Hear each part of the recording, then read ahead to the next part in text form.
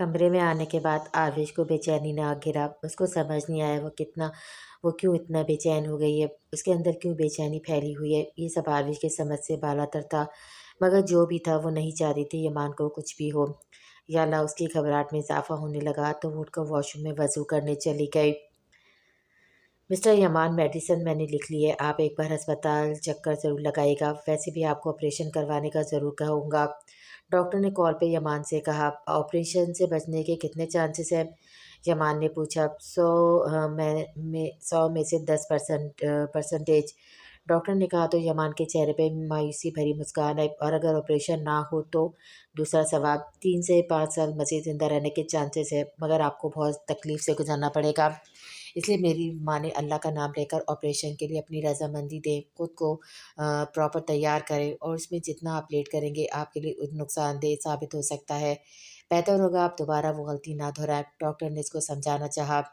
मैं अस्पताल चक्कर ज़रूर लगाऊंगा, मगर ऑपरेशन नहीं करवा सकता, क्योंकि 10% की उम्मीद पर मैं 3 या 5 साल ज़ाया नहीं करना चाहूँगा। मेरे लिए ये बहुत है। यमान का लहजा हर एहसास से आरी था। आपको अल्लाह पे यकीन नहीं? डॉक्टर ने पूछा। अल्लाह पे है, अपनी किस्मत पे नहीं। यमान तल्ख हुआ। किस्मत भी तो अल्लाह ही लिखता है ना? डॉक्टर ने कहा।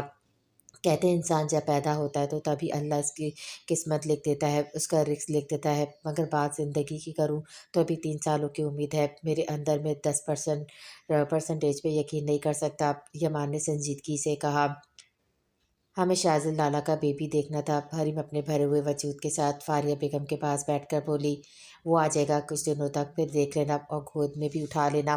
फारिया बेगम ने मुस्कुरा कर कहा। हमसे इंतज़ार नहीं हो रहा, और हमें आरविश आपी से भी मिलना है। वो भी तो वहाँ होगी। हरीम ने अपनी मजबूरी बताई।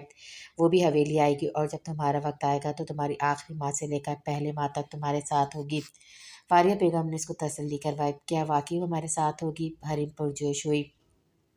बिल्कुल कह रही थी, जब तुम्हारा 9वां महीना शुरू होगा तो तुम्हें शादी के घर की बजाय वो अपने घर में लाएगी, क्योंकि वहाँ किसी गैर मर्द का आना जाना नहीं रहता। तुम आराम से रह सकती हो। वहाँ बस आरविश का बाप होता है। फारिया बेगम ने मुस्कुरा कर कहा। ये तो अच्छी बात है। हम तो वैसे भी अपने कमरे में होते हैं, बस शाम के वक्त वॉक करना होती है। हरीम का चेहरा चमक उठा था। तो फिर बस ये माँ गुजरने दो खैर से। फारिया बेगम ने कहा तो हरीम ने मुस्कुराकर सर अस्बात में हिलाया। उसको नहीं पता चला कैसे फारिया बेगम ने उसका ध्यान शाजिल के बच्चे से हटाकर दूसरी तरफ कर लिया था। मेरा शोना बेबी, अपनी मम्मा का चाँद। माँ शाजिम को अपने सीने से लगाते इसको पिचकारने लगी, जिस पे वो हल्का सा मुस्कुराहट रहा था। उसकी मुस्कुराहट देखकर माई तो इसके वारिस सिदके जा रही थी। बार बार उसका चेहरा चूमकर अपनी ममता निछावर करती। माई के घर वाले भी अस्पताल आए थे, मगर ज़्यादा लोगों का रहना अलाउ नहीं था, तो वो मिलकर थोड़ी बहुत बातचीत करके वगैरह करके इसको दुआएं देकर वापस चले गए थे, जबकि जैन यहीं रुका हुआ था। अस्पताल का रूम जहाँ माई एडमिट थी वो पूरा ताइफ से भरा पड़ा था।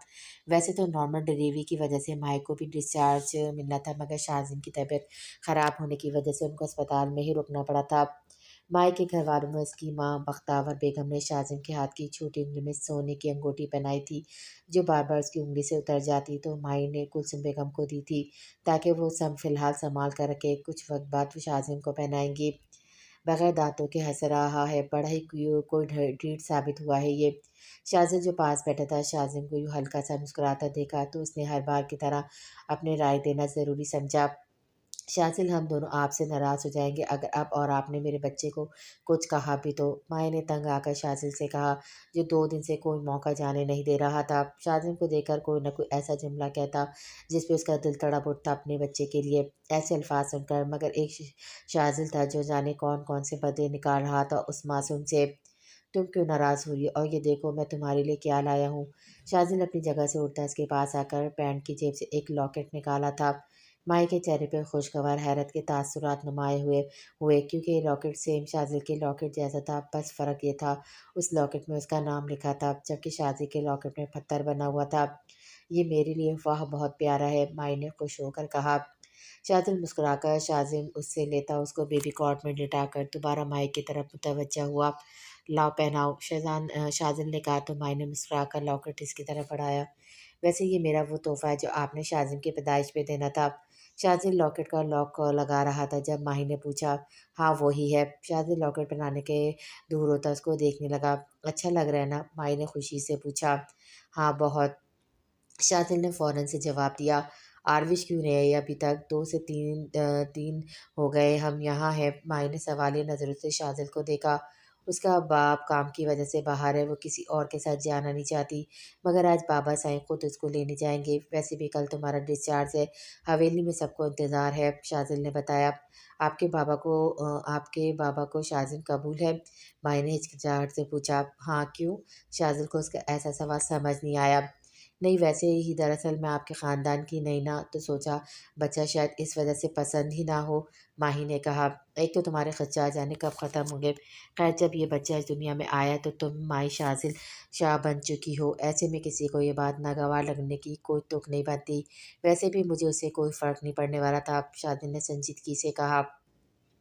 मतलब शाज़िम को वो मुकाम मिलेगा जो शाह ख़ानदान के मर्दों का होता है। मुर्गे की एक टांग वाली मिसाल कायम कर दी थी माही ने। यार माही, मैं तुम्हें क्या कहूँ, बेवकूफ़ या मासूम, जब ये मेरा बेटा मेरा खून है, हवेली का वारिस है, तो ज़ाहिर है शादिम शाह का भी वो मुकाम होगा जो हर एक का होता है। और तुम्हें पता है, अगर हमारी बेटी होती तो भी किसी को कोई एतराज़ नहीं होता, क्योंकि बेटी अल्लाह की तरफ से रहमत होती है। और हमारे ख़ानदान में बेटी की पैदाइश को बुरा नहीं समझा जाता, बल्कि वैसी खुशी का इज़हार किया जाता है जैसे बेटे की पैदाइश पे किया जाता है। हवेली में बेटी को उसका रुतबा दिया जाता है जिसकी वो हकदार होती है। शाज़िल का लहज़ा हूँ संजीदा था। शुक्रिया, माही बस यही बोल पाई, जिस पे शाज़िल ने अपना सर झटकता शाज़िम की तरफ मुतवज्जा हुआ जो अपनी नींद पूरी कर रहा था। आरविश बिना मकसद चावलों को में चम्मच घुमा रही थी। 2 दिन हो चुके थे इसका यमान से सामना नहीं हुआ था, और वो करना भी नहीं चाहती थी। वो बस अब उससे दूर रहना चाहती थी। वो खाने से अपना हाथ खींचती उठने वाली थी जब उसकी नज़र दाखिली दरवाजे से भागकर आते एक बच्चे में पड़ी, तो आरविश बार बार आंखें चमक झपकती उस बच्चे को देखने लगी जो इसको बिल्कुल यमान का अक्स लग रहा था। यामिन जो अरमान के साथ आया था, सामने खड़ी लड़की को देखा तो अपनी जगह रुक सा गया था। वो पूरी आंखें खोलकर उसको देखने लगा, क्योंकि ये चेहरा उसके लिए नया था। उसने पलटकर पीछे देखा कि शायद अरमान हो, मगर घर में छोड़कर खुद वापस चला गया। अस्सलाम वालेकुम। यामिन ने आरविश को सलाम किया तो वो जो गौर से उसका चेहरा देख रही थी, यकदम होश में आती उसके सलाम करने पे मुस्कुराई थी। वालेकुम सलाम, आप कौन और यहाँ कैसे?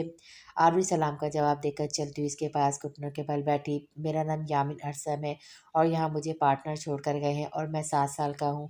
पर आप कौन? यामिन एक ही सांस में अपना तारुफ करवाता उससे पूछने लगा, तो आरविश को बहुत क्यूट लगा। यहाँ बैठो। आपने उसको बाहों में उठाते सोफे पे बिठाया। आपने बताया नहीं आप कौन है, नाम क्या है आपका? यामिन ने एक बार पूछा। पहले आप ये बताइए, आपको सलाम करना कैसे सिखाया है? आरविश मुस्कुराकर उसके गाल खींचकर पूछने लगी, क्योंकि यहाँ सब लोग उसको हाय बाय, फिर सुबह शाम के वक्त गुड मॉर्निंग या गुड आफ्टरनून कहते थे। ऐसे में इस बच्चे का यूँ सलाम करना इसको अच्छा लगा था। अम्मी वो कहती हैं जिससे भी आप मिलो उसको अस्सलाम वालेकुम कहा करो, ऐसे में सवाब मिलता है। यामिन ने आंखें बड़ी बड़ी करके बताया। अच्छा, और आपके पापा? आरविश ने दिलचस्पी से उसके तासुरात नोट करके दूसरा सवाल किया। बाबा? यामिन थोड़ा उदास हुआ था, जिसको महसूस करके आरविश को लगा जैसे उसने कुछ गलत पूछ लिया हो। आपको बुरा लगा मेरा सवाल करना? तो सॉरी, वैसे मेरा नाम आरविश है। आरविश ने मुस्कुराकर उसके ध्यान दूसरी तरफ करना चाहा। नहीं, बुरा नहीं लगा। अम्मी कहती है बड़ों की बातों का बुरा नहीं मनाया जाता। वो अक्सर बताती हैं कि बाबा जन्नत में है, इसलिए मैं और अम्मी अकेले रहते हैं। वैसे मैंने बाबा को कभी देखा ही नहीं। यामिन ने बताया तो आरविश को उस पर तरस आया जो सिरे से ही बाप की मोहब्बत से अनजान था। आपकी मम्मा नहीं आई? आरविश को उससे बातें करना अच्छा लगने लगा। नहीं, वो दूर दूर हैं। मुझे तो यमान मामू ने बुलाया है। यामिन ने सामने की तरफ इशारा करके इसको बताया तो आरविश झटके से पलटी। चाहे यमान कब से हाथ सीने पे बांधा उनको बातें करता सुन रहा था। कैसे हो चैंपियन? यमान चलता हुआ यामिन के पास आता, उसको बाहर में उठाता, गालों पे प्यार करने लगा। मैं ठीक हूँ, आप कैसे हैं? यामिन ने बताने के बाद पूछा। तुमने अकेले बच्चे को यहाँ आने का कहा, ये कैसे रहेगा अपनी माँ के बिना? आरविश ने डायरेक्ट यमान से सवाल किया। मैंने तो आप ही को भी कहा था, मगर वो नहीं आई और यामिन को अकेले भेज दिया। यमान ने जवाब दिया। ये तुम्हारा भांजा है? आरविश ने पूछा। जी, यमान ने जवाब दिया। तुम्हारे जैसा लग रहा है, ऐसा लग रहा है जैसे तुम्हारा बेटा है। आरविश कहे बिना ना रह पाई। नहीं, ऐसी कोई बात नहीं, इंशाल्लाह हमारे बच्चे मुझ पे नहीं आप पे जाएंगे। यमान यामिन के बाल सेट करता ऐसे बोला जैसे कोई आम सी बात हो, मगर उसकी बात पे आरविश की रंगत खून छलकने की हद तक सुर्ख हो गई थी। बेशर्म इंसान। आरवी सोफे से कुशन उठाती इसकी तरफ फेंककर वहाँ से चली गई, जबकि यमान का कैकमा छूट गया था। यामिन हैरत से इन दोनों को देख रहा था। मामू वो कौन थी? यामिन ने यमान को मुस्कुराते देखा तो पूछा, तुम्हारी मामी थी। यमान ने कहा तो यामिन को कुछ खास समझ तो आया, पर उसने सर इस बात में ऐसे लाया जैसे सारी बात समझ आ गई हो। आरवी अभी अपने कमरे में ही आई थी कि उसका सेल फोन रिंग करने लगा। उसने स्क्रीन पर नंबर देखा तो बाबा कॉलिंग लिखा आ रहा था। आरवी ने जल्दी से कॉल रिसीव की। अस्सलाम वालेकुम बाबा साहब, कैसे हैं आप? आरवी ने जल्दी से कॉल अटेंड किए कहा, वालेकुम सलाम, मैं ठीक हूँ, तैयार होकर बाहर आ जाओ, मैं लेने आया हूँ, कल हमने वापस गाँव जाना है। शहबाज शाह ने मुस्कुरा कर उसे कहा, जी मैं बस 5 मिनट में आती हूँ। आरविश खुद से कॉल काट कर अलमारी से अपना अबाया निकालने लगी। फिर एक ख्याल के तहत वो बैठ मोबाइल उठाती ज़ूबिया बेगम का नंबर मिलाने लगी, मगर नो रिस्पॉन्स आया तो इसने एक मैसेज उनके नंबर पे छोड़ा। फिर खुद तैयार होती नीचे आकर बाहर की तरफ आई, जहाँ शहबाज शाह गेट के पास खड़ा था और साथ में उनके गाड़ी के पीछे 3-4 गाड़ियाँ मची थी। इतने वक्त बाद शहबाज शाह को अपने पास देखा। आरफी जल्दी से आगे बढ़कर उनके सीने से लगी। मैंने आपको बहुत याद किया, नाराज़ भी थी आपसे, आरिश ने शिकवा किया, जिस पे शहबाज शाह मोहब्बत से उसके सर पे अपना हाथ फिराकर उसके माथे पे बूसा दिया। तुम्हारा बाबा साहेब मजबूर था, वरना तुम्हें पता है ना, हमें तुम सबसे ज़्यादा अजीज़ हो। शहबाज शाह ने कहा तो उसने सर को इस बात में हिलाया। आओ गाड़ी में बैठो, शहबाज शाह ने मुस्कुरा कर कहा तो गाड़ी की पिछली सीट पर आकर बैठ गई। आप क्यों नहीं आए? यमान ने फजर को कॉल किए, उससे पूछा, मुझे अपने घर में रहना अच्छा लगता है, वैसे भी यामिन को तो मैंने तुम्हारे पास भेजा है ना। फजर ने मुस्कुरा कर कहा, वो तो ठीक है, पर वो बच्चा है, अचानक रात को उठकर आपको याद करे तो। यमान ने कार्टून देखते यामिन पे नज़र डाल कर कहा, उसकी फ़िक्र नहीं करो, वो नींद का बहुत पक्का है, रात को सोता है तो मैं ज़बरदस्ती उसको सुबह के वक्त जगाती हूँ। फजर ने कहा तो यमान मुस्कुरा दिया, ठीक है फिर। यमान ने कहा, और तुम्हारा कब इरादा है शादी करने का? अब हो जानी चाहिए तुम्हारी शादी। फजर ने पूछा, आप ही, मैं रोज़ी से शादी नहीं करना चाहता। यमान बेबसी से बोला, यमान बच्चे जैसी बातें मत करो, रोज़ी तुम्हारे नाम पे बैठी और तुम्हारे सर से उस लड़की का भूत उतरता नहीं, इतने साल हो गए, अजीब बर्बाद की है उस लड़की। आप ही प्लीज़ उनको कुछ मत कहिए। फ फजर कुछ कहने वाली थी जब यमान ने बीच में टोका, लो अब मैं भी बुरी लगूंगी, वो लड़की अच्छी लगेगी जिसने तुम्हें मौत के मुंह तक पहुंचा दिया था। फजर नागवारी से बोली, आप मेरी बड़ी बहन है, मुझे अजीज़ है, आपका मुकाम अलग है और उनका मुकाम अलग है ना, आपकी वजह से मुझे वो बुरी लगेगी और ना उनकी वजह से आप, इसलिए ऐसी बातें ना करें। यमान फजर की बात गहरी सांस भरकर बोला, सीरियसली यमान, वो कल आई लड़की अभी तक कितनी अहम है तुम्हारे लिए? फजर को जैसे यकीन ना आया, वो मेरे लिए क्या है मैं खुद नहीं जानता। यमान खोए हुए लहजे में बोला, मुझे बहुत गुस्सा आ रहा है तुम पे यमान, और उस लड़की पे गुस्सा, काश जब वो आई थी मैं उसको जान से मार देती, ये किस्सा ही ख़त्म हो जाता। फजर जज्बात में आकर बोल तो गई, मगर यमान का माथा टटका था। वो आई थी मतलब कि आरवी से आपकी मुलाकात हुई है? कब, कैसे? यमान एक सांस में पूछने लगा तो फजर को चुप लग गई। पुरानी बातें छोड़ो, मेरे मुंह से फिसल गया। फजर ने टाला, आप प्लीज़।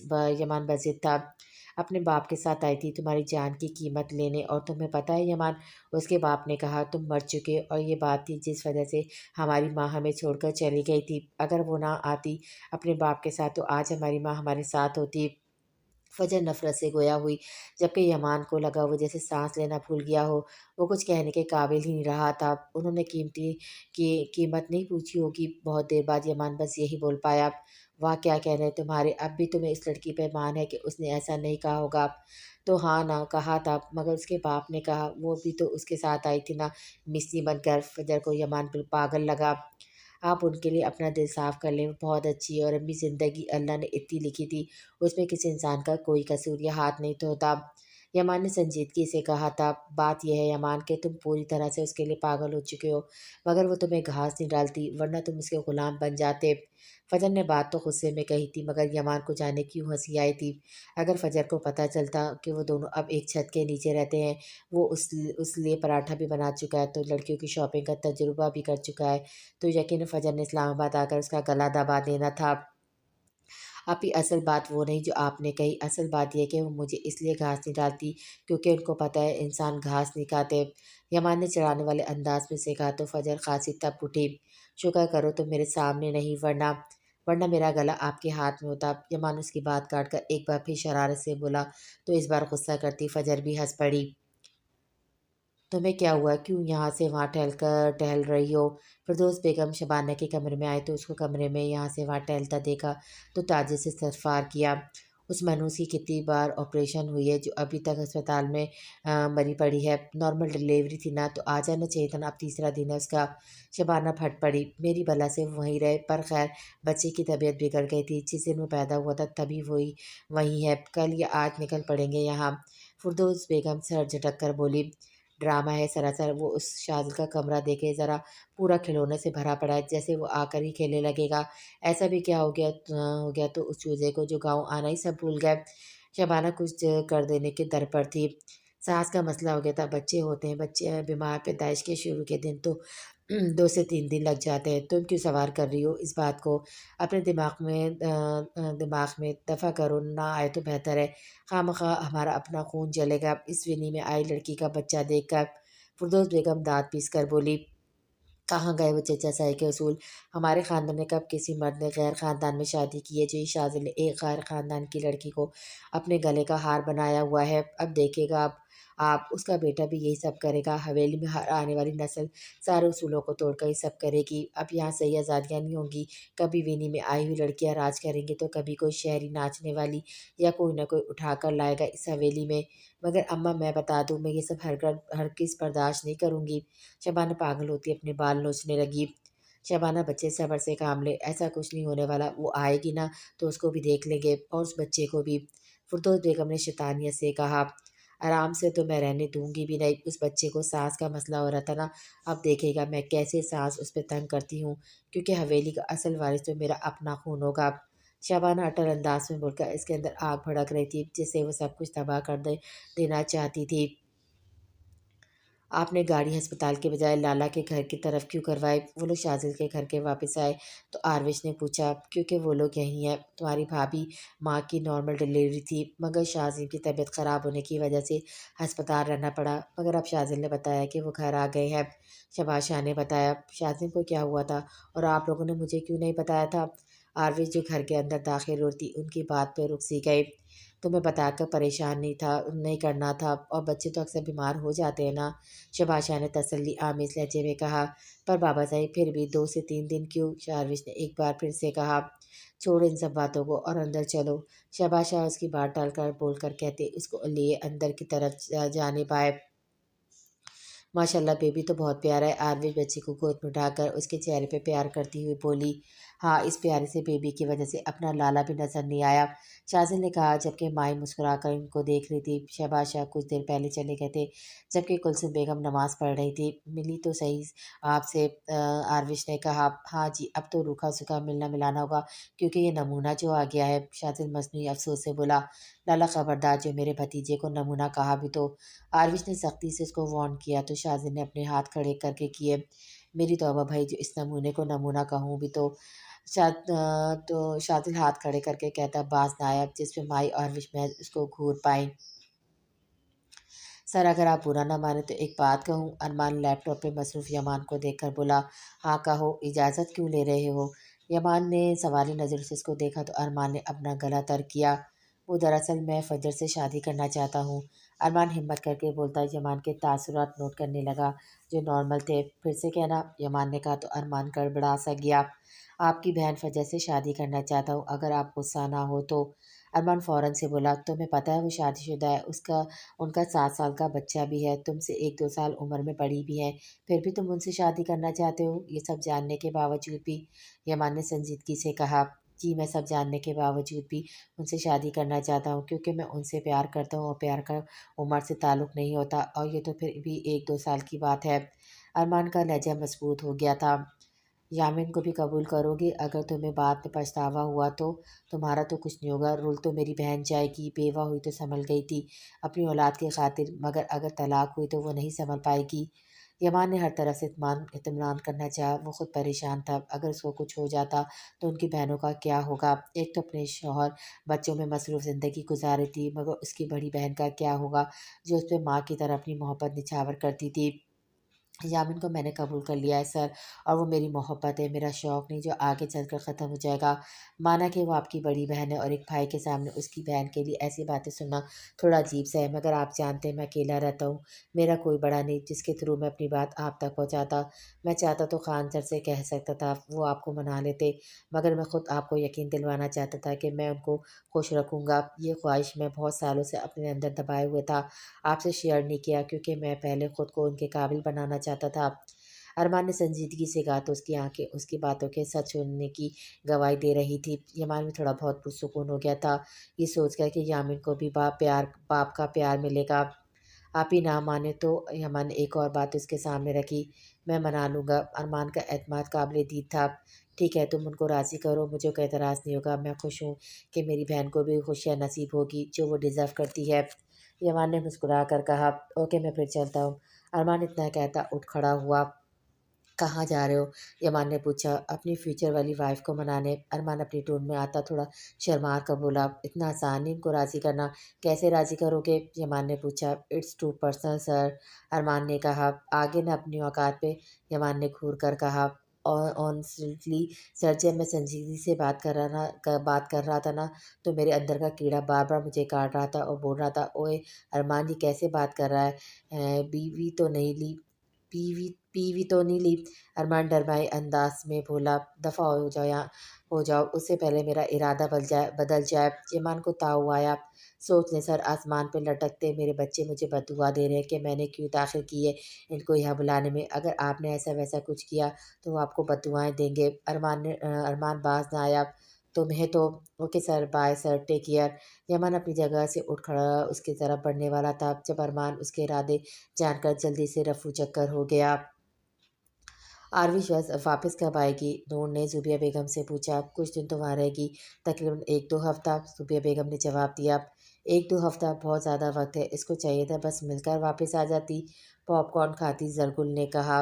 मगर खान ने इजाज़त दी है तो मैं क्या कह सकती हूँ? अच्छा मिला है उनसे, ज़ुबिया बेगम ने कहा। उनकी वजह से वो हमसे ठीक से बात नहीं करती, सिर्फ़ हवेली का ज़िक्र होता है, उनके लोगों से ही बस प्यार है, हम उसकी बहन हैं, मगर मजाल है जो कभी खुद से बात कर लिया करे। ज़रफ़ा ने भी बातों में हिस्सा लिया। हाँ और नहीं तो क्या, हम आए भी तो उससे मिलने हैं ना, फिर तो हमें वापस जाना है, फिर बस कुछ दिन बाद फिर अपने-अपने घर। आपको तो पता है हमारे लिए कितना मुश्किल है पाकिस्तान आना। खामोश बैठी ज़रनून ने कहा, मैं तो खान से कहती थी उसको वापस लाए मगर वो मानता ही नहीं था। अगर बहुत पहले दिन आ जाती तो आज ये सब ना हो रहा होता। ज़ुबिया बेगम गहरी साँस भरकर बोला, डैड की भी गलती है, जब दादी ने बहुत पहले आग कर लिया था तो आरविश को भी हमारे साथ रहना चाहिए था ना। ताल्लुकात तो वैसे भी ख़त्म हो गए थे, अपनी जगह आरविश भी ठीक है, पर 24 साल से इसके साथ ज़िंदगी जैसे गुज़ारी, उसको बुलाना इतना आसान नहीं। नूर ने अपनी राय दी। वैसे हमारी बहन है बहुत प्यारी, एटीट्यूड भी बहुत है उसमें। ज़रनून ने कहा तो बस हँस पड़ी थी। तभी यमान जो अभी घर में दाखिल हुआ था उनके पास बैठ गया। हेलो बिज़ी मैन, यमान जैसे ही बैठा ज़रफ़िशा ने कहा। बिज़ी मैन कहा, अब तो फ्री मैन हूँ। यमान ने कहा, फिर बताओ हम कब तुम्हारी डोली लेकर जाएँ रोज़ी की तरफ? नूर ने शरारत से पूछा तो यमान चुप सा हो गया। मैं तो सोच रही हूँ इस साल यमान की शादी भी हो जाए, फिर हम आरविश का सोचें। ज़ुबिया बेगम की बात पे यमान को एकदम घुटन का एहसास हो रहा था। पहले उसको हमारी लाइफ़स्टाइल की तरफ आने दें, वो जिस तरह रहती है, कौन लड़का उससे शादी करना चाहेगा? एतराज़ मुझे कोई एतराज़ नहीं। ज़रफ़शा भी बात कर रही थी, जब यमान की ज़बान एकदम फिसली थी। उस पे सबकी नज़रों का मोह यमान बन गया था। मेरा मतलब था किसी को क्या एतराज़ होगा? यमान सबकी नज़रें खुद पे महसूस करता गड़बड़ा कर बोला, तुम्हें क्या पता? यमन हर लड़का चाहता है उसकी शरीकियात कदम से कदम मिलाकर चले, ना कि खुद को यूँ चार दीवारों में बंद रखे। सुबिया बेगम ने उसकी बात के जवाब में कहा, कोई उल्लू का पट्टा होगा। यमन सर झटकाकर बड़ा बड़वाया जो पास बैठी नूर ने बाखूबी सुन लिया था। वैसे मुझे खुशी हुई है कि तुमने उस लड़की को बुला दिया और रोज़ी रोज़ी के साथ अपनी नई ज़िंदगी गुजारने का फ़ैसला किया। नूर बखौर उसके चेहरे के तासुरात नोट करती बोली तो यमान इसकी अचानक ऐसे की जाने वाली बात पर चौंका।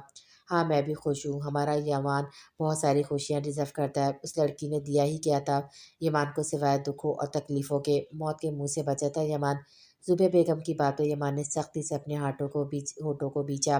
खैर छोड़ो, इस लड़की का ज़िक्र जो है ही नहीं। ज़न्नून ने कहा तो सबने सर इस्बात में हिलाया। मैं फ़्रेश हो जाऊँ? जमान अपनी जगह से उठकर उनसे कहता अपने कमरे की जानिब बढ़ा। वो सब हवेली पहुंच गए थे। सब लोग उनको देखकर खुश हुए थे और सबने शाज़िम का सदका उसको अपनी गोद में उठाया था, सिवाय फ़िरदौस बेगम और शबाना के। माई खुद भी नहीं चाहती थी कि उसका बच्चा उन दोनों में से किसी के पास जाए। हाय, क्या हमारा बच्चा भी इतना छोटा-सा होगा? हरीम, आरविश दोनों शाज़िम और माइक के मुश्तरक कमरे में थे। जब हरीम गौर से सोए शाज़िम को देखकर हैरत से पूछा, ये 2.5 का है? आरविश ने माइक की उतरी शक्ल देखी तो मुस्कुराहट दबाए हरीम से कहा, मतलब? हरीम को समझ नहीं आया। मतलब शाज़िम कमज़ोर है या नहीं ये कहा नहीं जा सकता, क्योंकि 2.5 और 4.5 के दरमियान पैदा होने वाला बच्चा भी नॉर्मल होता है। इसलिए बच्चे का वेट देखकर परेशान नहीं होना चाहिए, क्योंकि इस वेट वाले बच्चे भी सेहतमंद होते हैं। मगर हो सकता है तुम्हारा बच्चा मज़ीद सेहतमंद हो। आरविश ने आराम से इसको समझाया। कमज़ोर है, देखे ना कैसे जब से आया सोया पड़ा है, मगर कमज़ोर क्यों है? शाज़िल लाला तो इनका बहुत ख्याल करते थे, फिर बच्चा क्यों इतना छोटा सा निकल आया? और माशाल्लाह से इनका पेट भी तो ठीक से बड़ा था। मैं तो समझी थी बच्चा 1 या 3 पाउंड का तो ज़रूर होगा, मगर शाज़िल को देख कर लग रहा है डायपर भी मुश्किल से बेचारा संभाल पाएगा। हरीम अपने धूम में मगन बच्चे का एक्सरा निकाल रही थी, जिस पे आरविश का कैकमा निकल गया था। उसको असल खुशी इस बात पे थी कि हरीम बाकायदा से ठीक हो गई थी, मगर दूसरी तरफ माई को हरीम शाह से कम ना लगी, जो इसके मासूम बच्चे को बख्श नहीं रही थी। पानी कम होगा ना? आरविश बामुश्किल बोल पाई। वो भी तो तब ना जब माँ कमज़ोर हो या फिर वो अपनी खुराक का ठीक से ख्याल ना करती हो। ऐसा तो कुछ नहीं था, फिर क्यों? हरीम कोई बात मानने को तैयार नहीं थी। इतनी गहराई से शाज़िल ने भी शाज़िम का एक्सरा नहीं लिया था, जितना कुछ ही वक़्त में हरीम ने लिया था। उसको अब अपने बच्चे की फ़िक्र होने लगी थी, जाने कैसा पैदा होना था। ऐसी कोई बात नहीं। माना कि जब बच्चे का वज़न 3 ग्राम का आता है तो वालिदैन खुश होते हैं, मगर ये भी एक नॉर्मल बात है और आहिस्ता-आहिस्ता शाज़िम का वेट भी ठीक हो जाएगा। तुम देखना, आरविश ने मुस्कुरा कर कहा। हाँ, और अगर 3 ग्राम या 7 पाउंड का आता तो भी सबसे कहना था ना इतना सेहतमंद बच्चा है, फिर नज़र लग जानी थी, इसलिए अल्लाह ने पहले से इतना वेट दिया इसका। माही पहली बार बोली, आपकी बात भी ठीक है, मगर अकीका जब होगा तो गाँव की औरतें किसको देखेंगी? ये तो इतना छोटा-सा है। हरीम की फिर वही बात पे माही ने अपना सर पकड़ा तो आरविश हँस-हँस कर बेहाल हुई। न्यू बॉर्न है मेरा बच्चा, और कौन सा इन गाँव की औरतों ने पहलवान जैसा बच्चा दिया होगा। देखना 1-2 माह बाद बिल्कुल ठीक हो जाएगा। माही कुछ देर बाद बोली, आपकी बात का मतलब 1 साल बाद ये दौड़ेगा पूरी हवेली में? मगर इसको देखकर लग रहा है जैसे रेंगेगा भाई बड़ी मुश्किल से। हरीम ने शाज़िम की तरफ इशारा किया तो माई और आरवी दोनों की बदसूरती वो समझ गई थी। हरीम को इनकी कोई बात दिमाग में नहीं बिठा बैठनी। माय गुडनेस कि आज यमान मुस्तकिम ने आज मुझे खुद यहाँ बुलवाया है, वो भी कोई ज़रूरी बात करने के लिए। रोज़ी यमान के पास वाली चेयर पर बैठते हुए खुश भरे लहजे में बोली। उसको अपने असिस्टेंट से मालूम हुआ था कि यमान उससे मिलना चाहता है, तभी वो शाम के वक्त मिलने चली आई थी रेस्टोरेंट में। मैं वाकई तुमसे ज़रूरी बात करना चाहता था, सोचा यहीं बुला लूँ। यमान बस यही बोला, मैं सुन रही हूँ। रोज़ी ने अपनी कोहनियाँ मेज़ पे टिकाए, मुझे ब्रेन ट्यूमर है।